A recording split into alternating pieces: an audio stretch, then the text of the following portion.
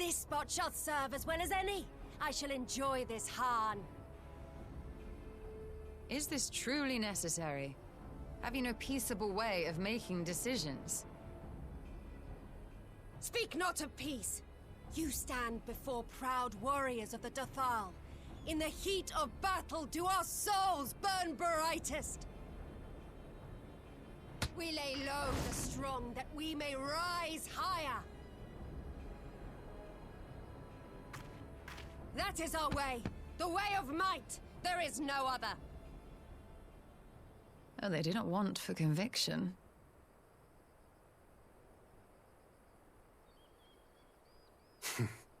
Indeed.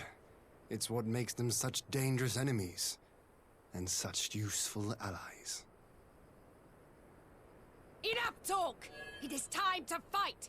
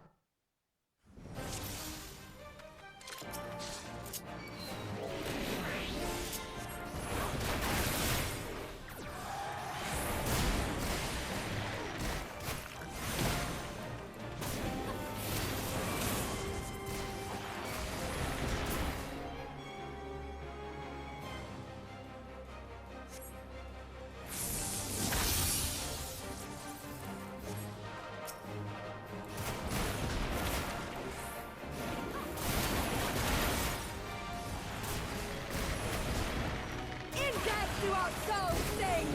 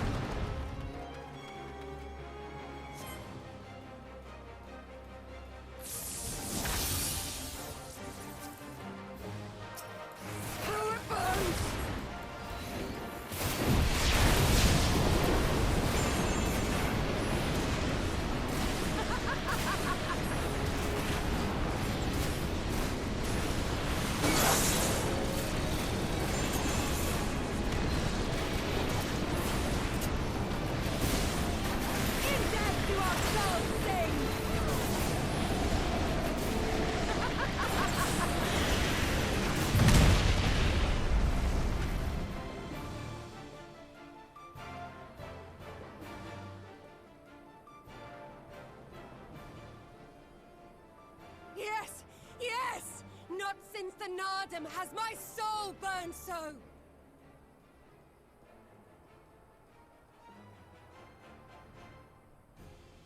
Come, we have only just begun.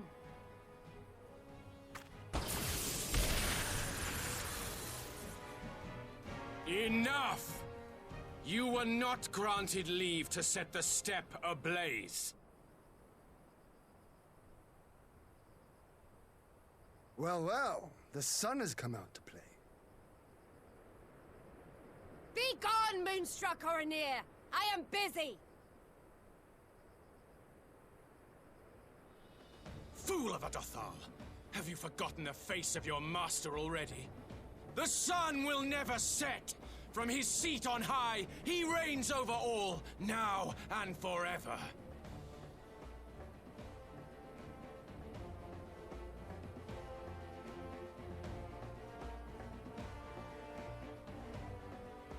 Yet what should he find here but a battle to determine the fate of the steppe? A battle waged without his blessing. This will not stand.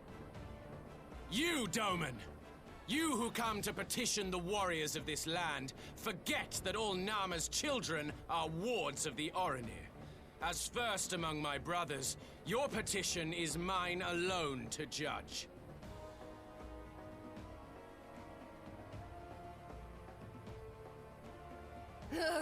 These words are as wind from a horse's backside. Plentiful, but your axe sings more sweetly. Let her speak for you.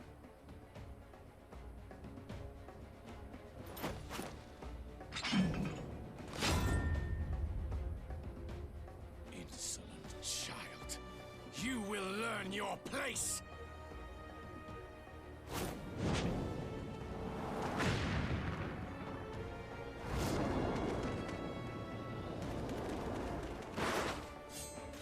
Forgive me, Brother Magni, but we have an arrangement with the Dothal.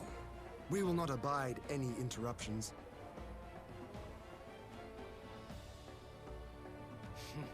So be it. The sun will pass judgment on all. Daidakul, join me.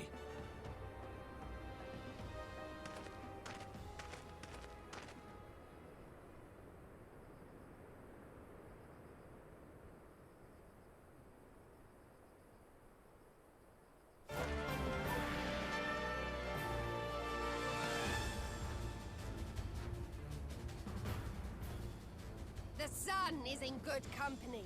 We may dance alone.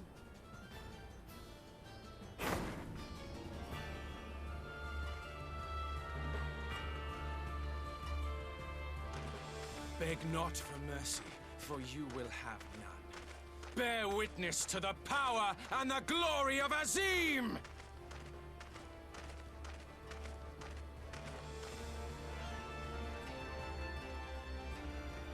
Constantly at each other's throats like rabid dogs. Gods, I'm turning into her. I have not the patience for this, but if we must fight, let us at least be brief. Come.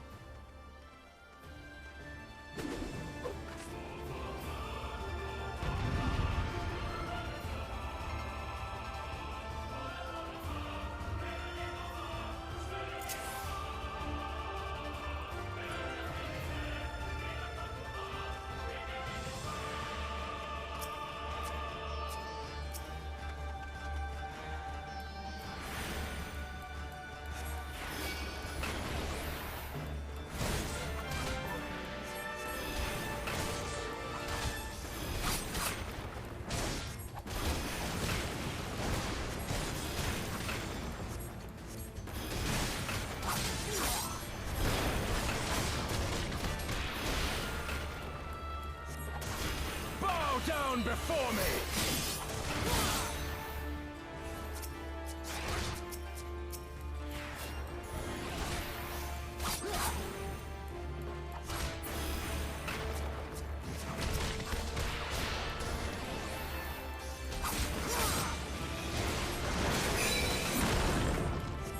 Kill or die! Mark well and learn!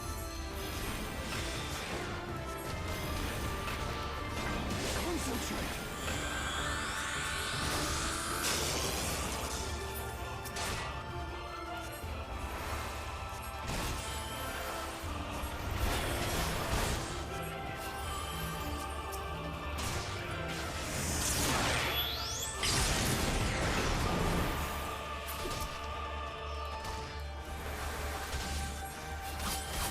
Bow down before me!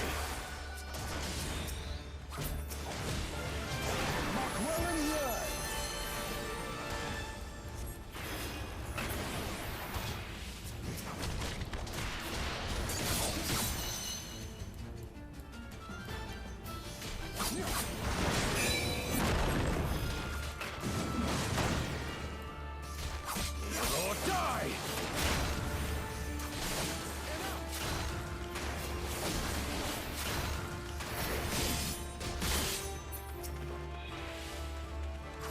Bow down before me!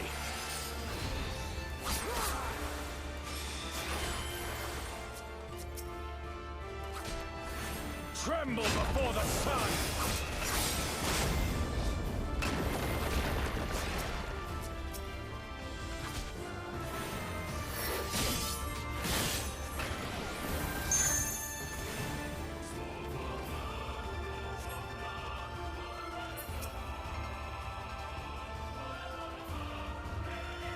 Let us be about it!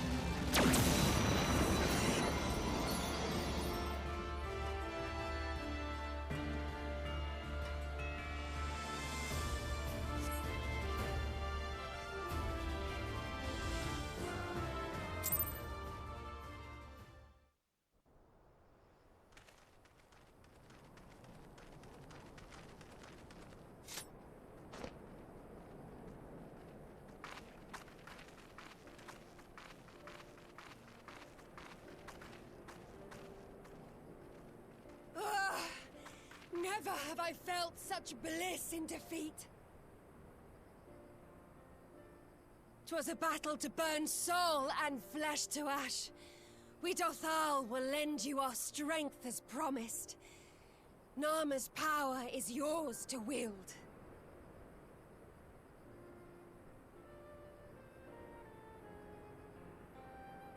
What does the sun say to that?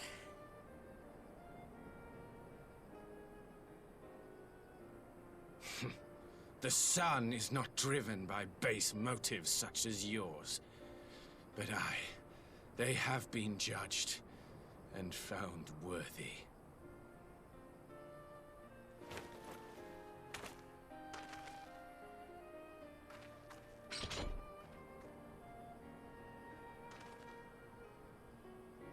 It is the way of the Oranir to accord recognition and respect to the strong. You have made sufficient proof of your strength. The sun shall answer your call. You have our thanks. We are glad to call you allies.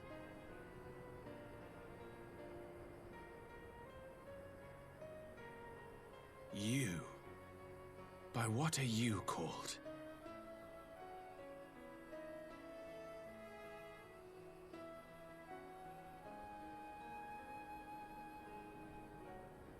Y'shtola, why?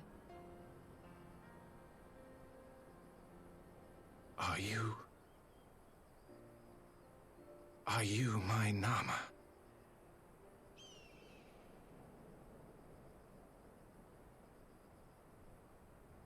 I beg your pardon? In battle, you shone with all the majesty of the full moon's light. Your healing touch, the embodiment of the Dusk Mother's love.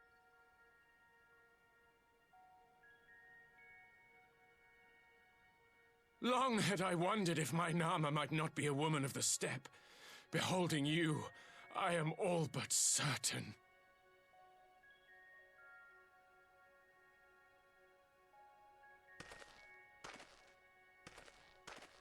Now, look into my eyes.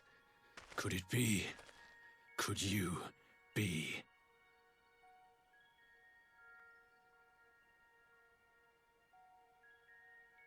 I am. Not interested, little son. Try again when you've become a man. Little?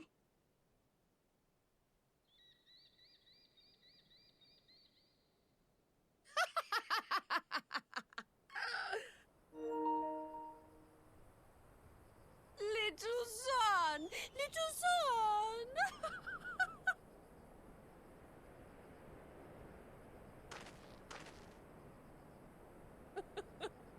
Does it pain you, little son? Crave you salve to soothe the ache? Fire to sear the wound in your heart?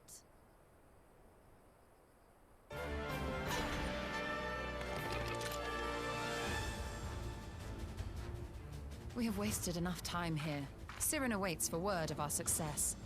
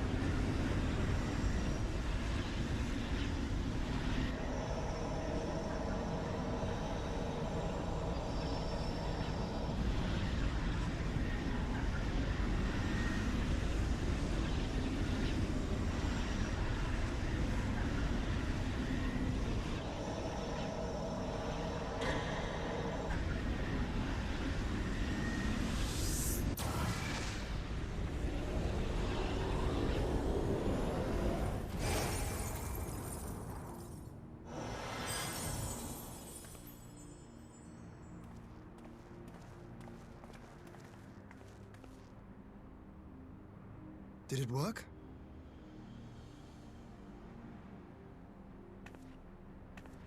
It did.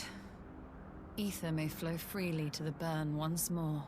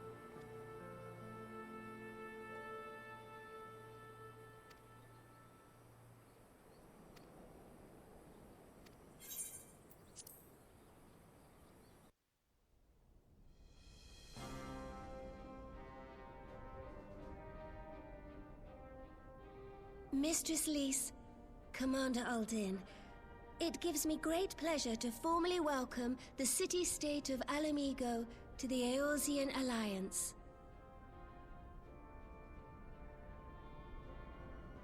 The pleasure is ours, Your Grace. I know I speak for all Alamegans when I say that we are glad of this chance to stand with our comrades of the Alliance. And we for our part are glad indeed to be able to welcome friends both old and new.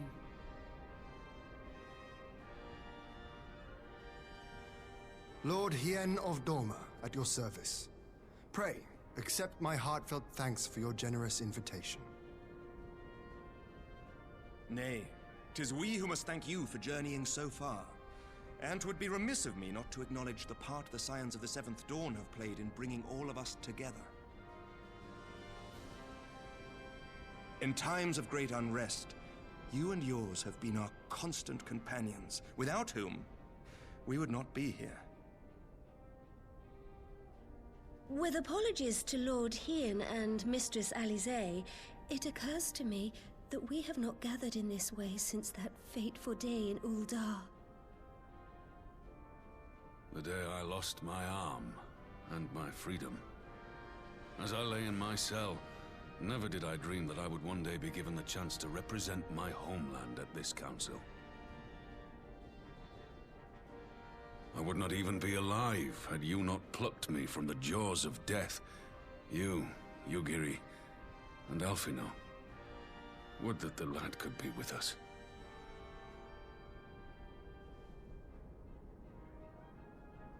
I too owe my presence here to Alphino, in so many ways. Until such time as he returns, I mean to carry on his good work as best I can.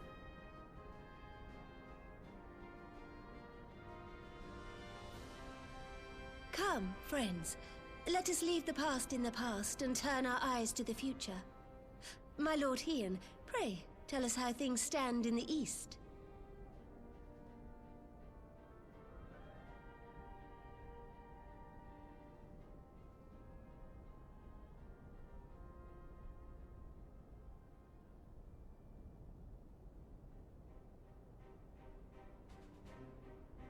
Having heard the rumors of dissent in Garlemald, I dared to dream of a peaceable solution.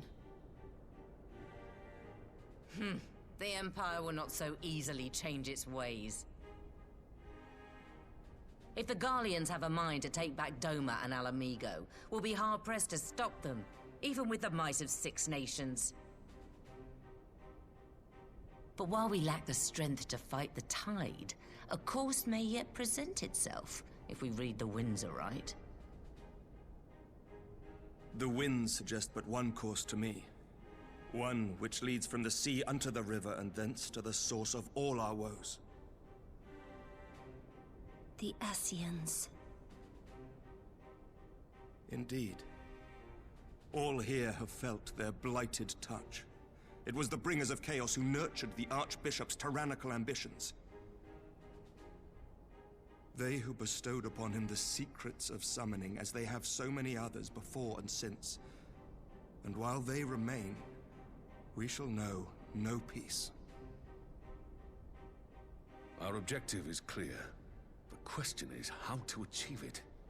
That our enemy parades about in Xenos' skin poses problems in itself, but ere we get to them, how are we to infiltrate the Empire and get close enough to strike?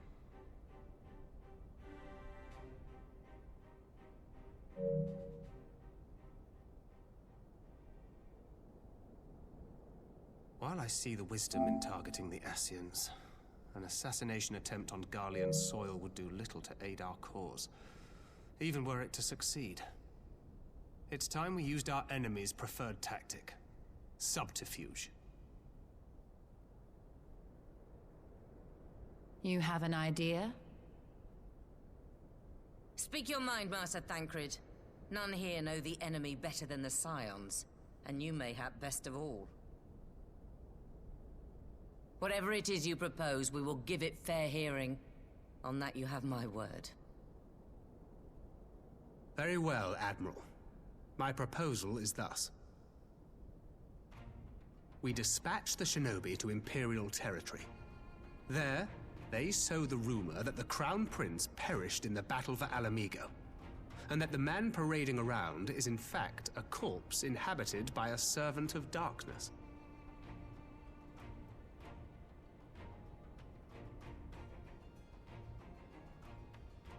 Well, it does have the ring of truth about it. And were the Garleans to learn that their future ruler is a puppet, the Empire would be shaken to the core. But at the risk of sounding stupid, would they actually believe such an unlikely story? I didn't. Ordinarily not. But prior to his miraculous recovery, rumors of Xenos' death had already begun to circulate around the Empire. Ultimately, however, what the masses believe is not our chief concern. Our true objective is to create an opening for rival factions within Garlemald to exploit. Just as a war of succession erupted in the wake of Emperor Solus's death. A war which raged until but recently, plunging the Imperial House into disarray as nephew and uncle grappled for the throne. It is no coincidence that one of Varus's first acts as Emperor was to name Xenos heir apparent, family feuds being so tiresome when armies are involved. Not all welcomed his choice of successor, however. There is no shortage of individuals who aspire to the throne, who would jump at any chance to seize power. The news that Xenos is not only dead, but a puppet to diabolical forces would be too enticing to ignore. The Empire would not be quick to recover from a second war of succession. I am no stranger to infiltrating Imperial territory. With a team of operatives gathered from among the Alliance's finest, the plan should have a reasonable chance of success. Dorma already has shinobi in place throughout the provinces. We stand ready to act, and act we must. What say you all?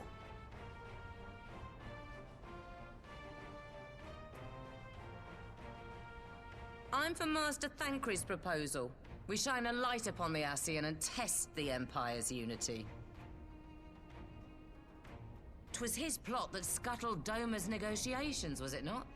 Why then, if we can eliminate him, there may yet be a chance for peace. Let us wage this war of subterfuge, that we may one day lay down our arms. Gods know we never will while the Ascians remain.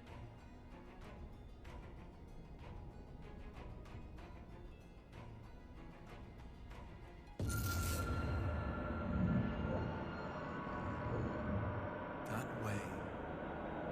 Sorrow.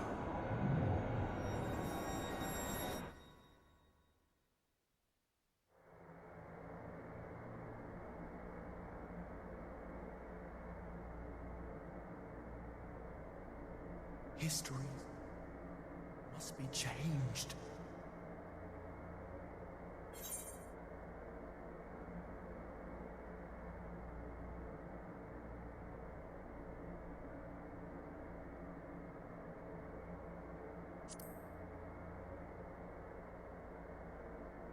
Ahead looms a calamity. Ahead looms light, expunging all form and life. Twin dooms only you can forestall. Only you. What's the matter?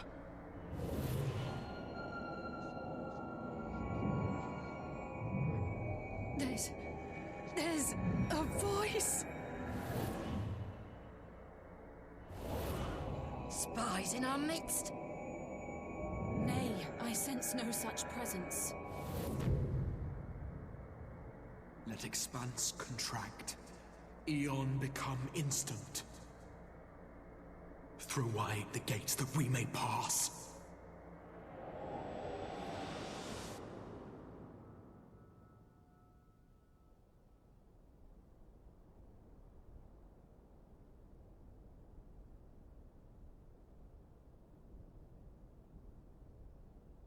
Is it over? Master Thancred!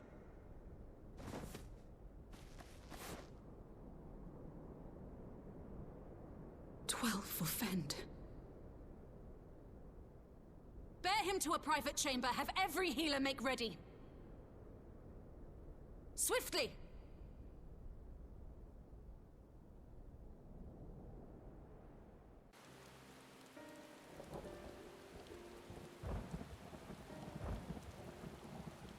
Master Thancred remains in slumber. Though his vital signs appear stable, he's unresponsive. What could have done this? And why just him and not the others? I'm afraid we could not identify the cause, my lady. Our examinations revealed no wounds, nor the presence of any poisonous substances. Gods, that only makes it worse. You're to let us know the moment there's any change, all right?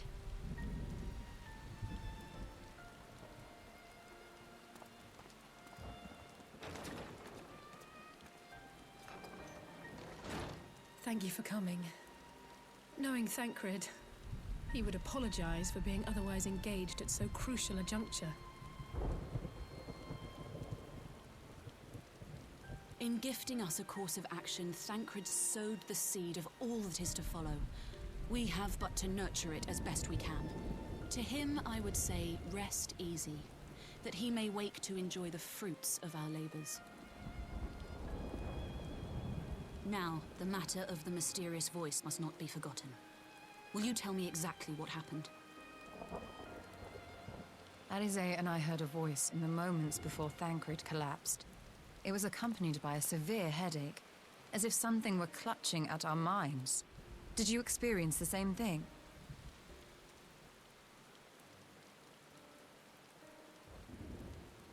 So, in between the voice and the pain, you felt as if you were somewhere else entirely.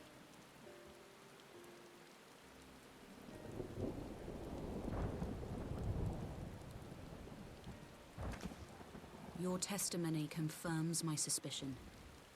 That which you experienced was, I believe, your soul being plucked from your flesh. Called. Cold.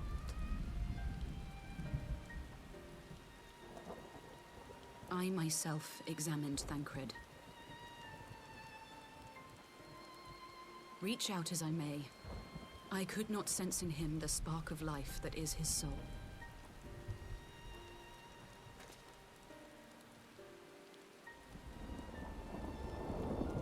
That Thancred alone was stricken so is likely due to his heightened sensitivity to the effects of ether, a consequence of his prior possession by the Ascian Lahabrea. The owner of the voice, whoever it may be, reached out to you, called your souls, and in so doing, caused you and yours such pain. But if that's true, where exactly are we being called to? I know not. Yet one thing is plain. Whoever waits for you on the other side is possessed of a power unlike any I have ever known.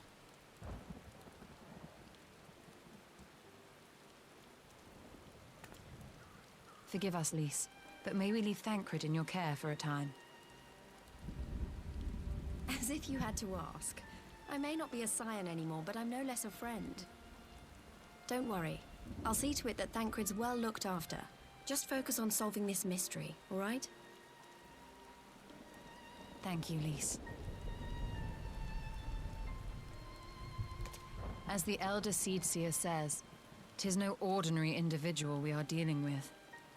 Nor can we discount the possibility of Ascian involvement. Whoever or whatever is behind this, the sooner we find out, the better.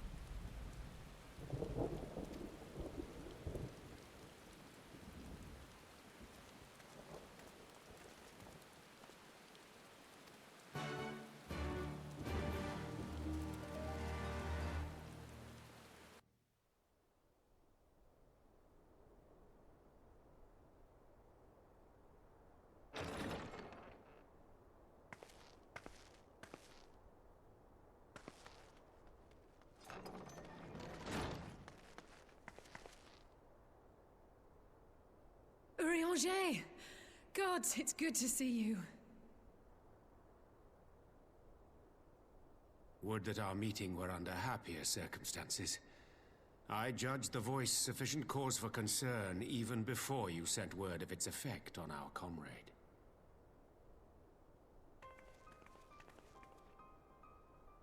You heard it too, then?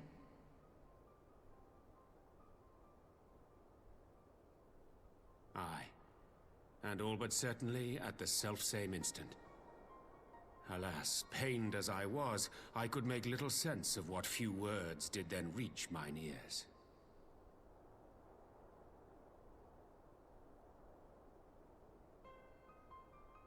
Who do you think is responsible?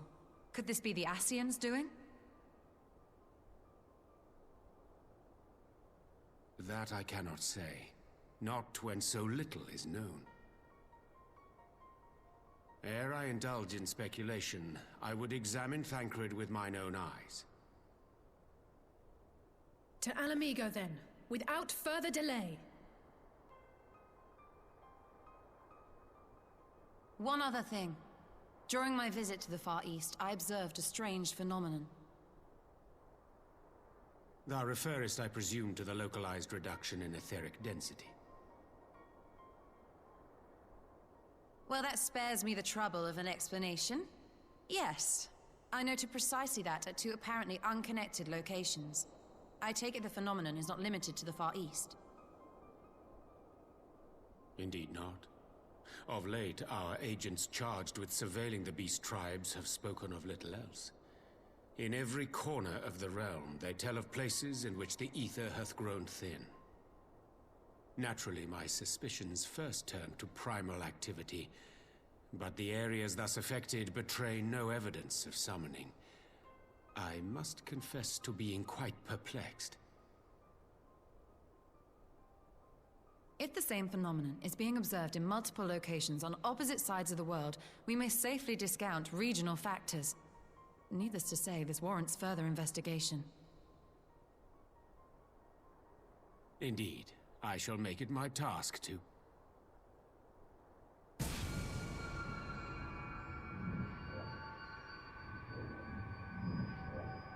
The voice. It calleth to me once more.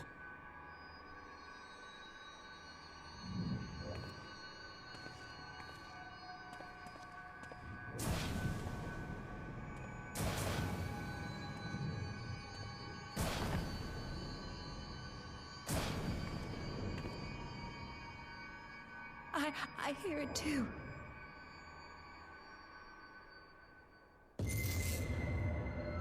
Only you. Only you. No! Ishtola! Urianger! Throw wide the gates.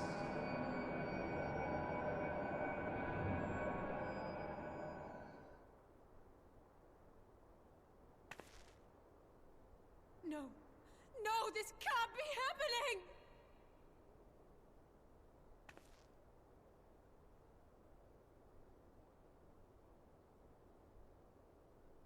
Y'shtola! Urianger! Open your eyes!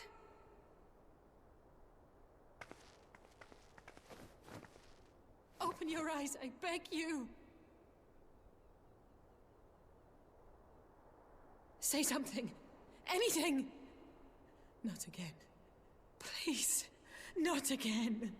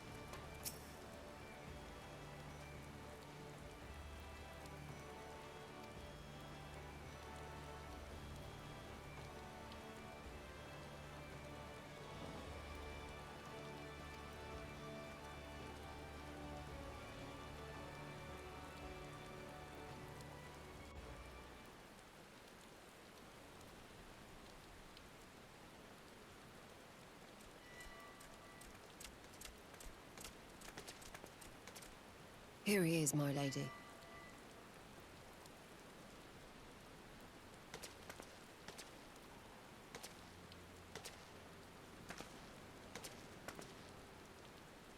Gabu, it's been too long.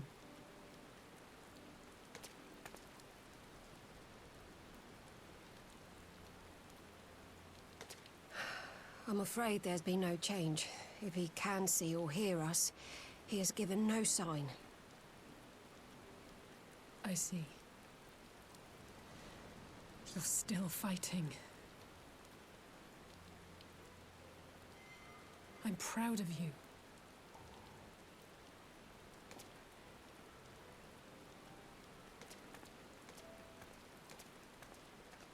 We promised that we would come and visit you together, didn't we? Alphino and I. I'm sorry that we haven't managed that yet.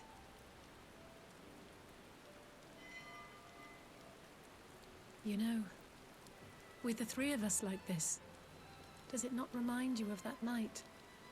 Of the stars beyond count twinkling in the heavens? I was feeling pretty low back then. Powerless. But I knew that my brother was close by if I needed him, and that the others would be waiting for me back at the Rising Stones. Not like now.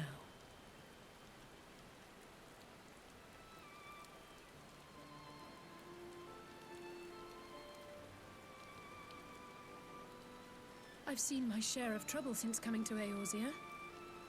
Been reminded again and again of my limitations, of how little I can change about this world. And I've come to know the sorrow of parting all too well.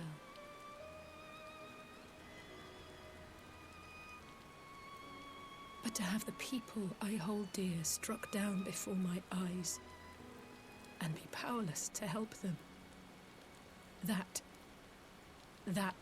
I cannot bear.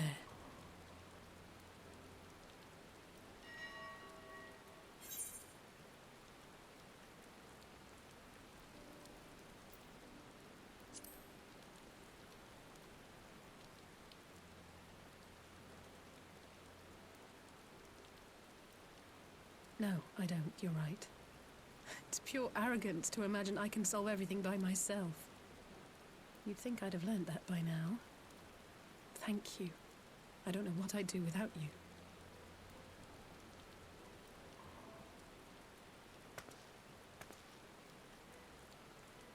Well, that's more than enough brooding for one day. Come on. We have friends to save.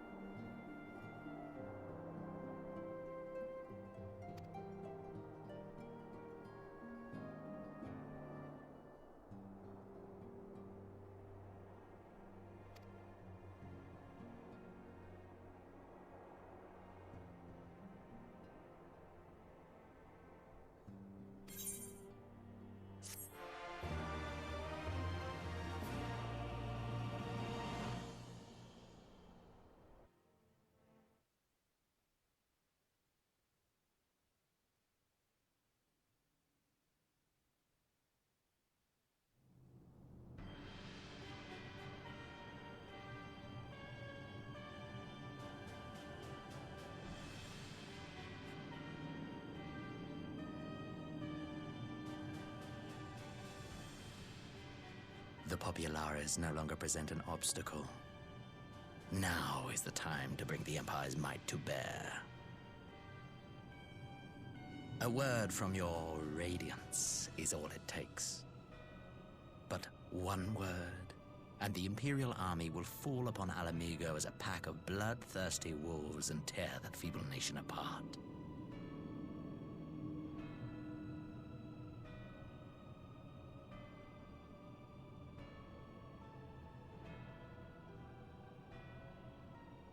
Have you no words for me? Despite the lengths I go to, an emissary playing the part of a fool. When first I took this face, I swore to use all of my knowledge, all of my power, to further the cause of the Empire. My deeds stand testament to my commitment. And with this adamant flesh at my disposal, I could destroy the Icon Slayer as easily as one might swat a fly. Why do you hesitate?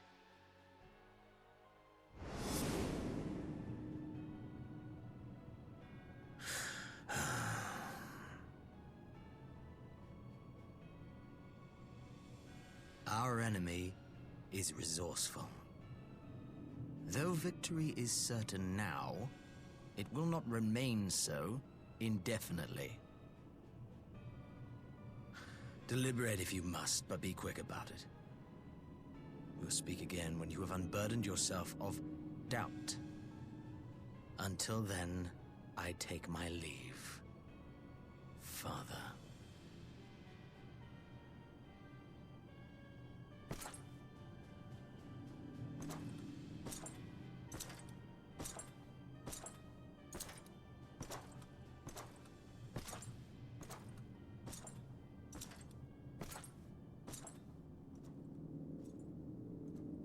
I should be the one to sigh.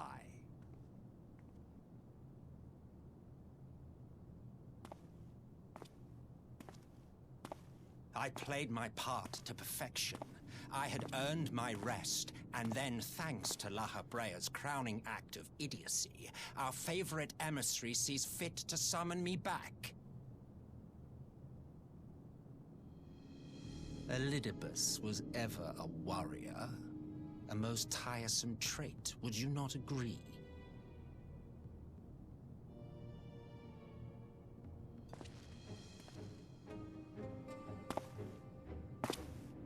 What?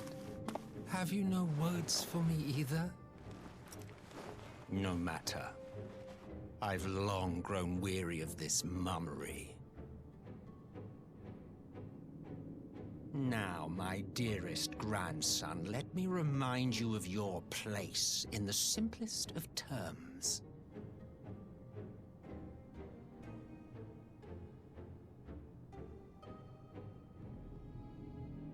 You do not make judgments, you administer them. Swiftly and to the letter. Naught else is your concern.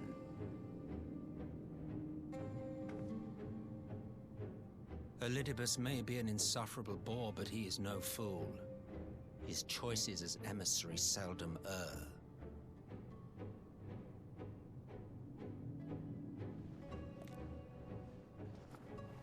If aught threatens the balance twixt light and dark, it falls to you to remove it.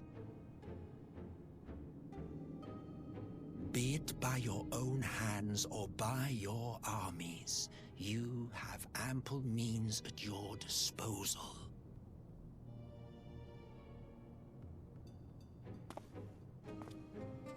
That is why this empire exists, why I built it. Oh dear, have I touched a nerve? You always were an easy one to read. I pity you, I do. As they say, ignorance is bliss. And I know how much happier you would be not knowing the things you know. The Founding Father was an Ascian, and he created the Empire solely for the purpose of sowing the seeds of chaos.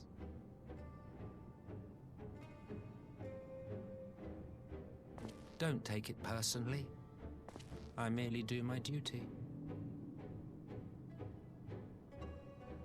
To bring about a calamity requires no small amount of power, and there is no surer way to obtain such power than by collecting powerful pawns.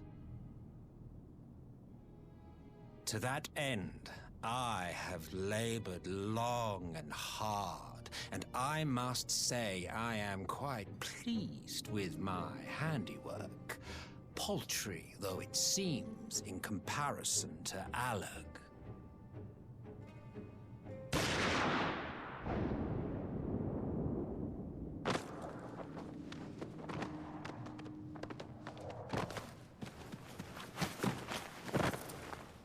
You fiends are overfond of your own voices.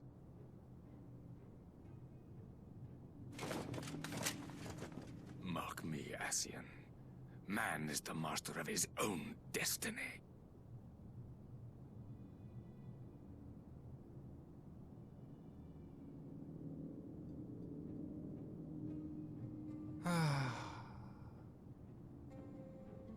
Such a waste of time and energy, both yours and mine.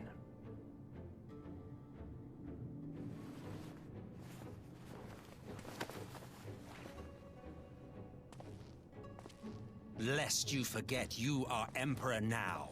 If you wish to spout drivel about man's destiny, save it for the masses. It will serve to give them a sense of purpose, and you pliant pieces for the game.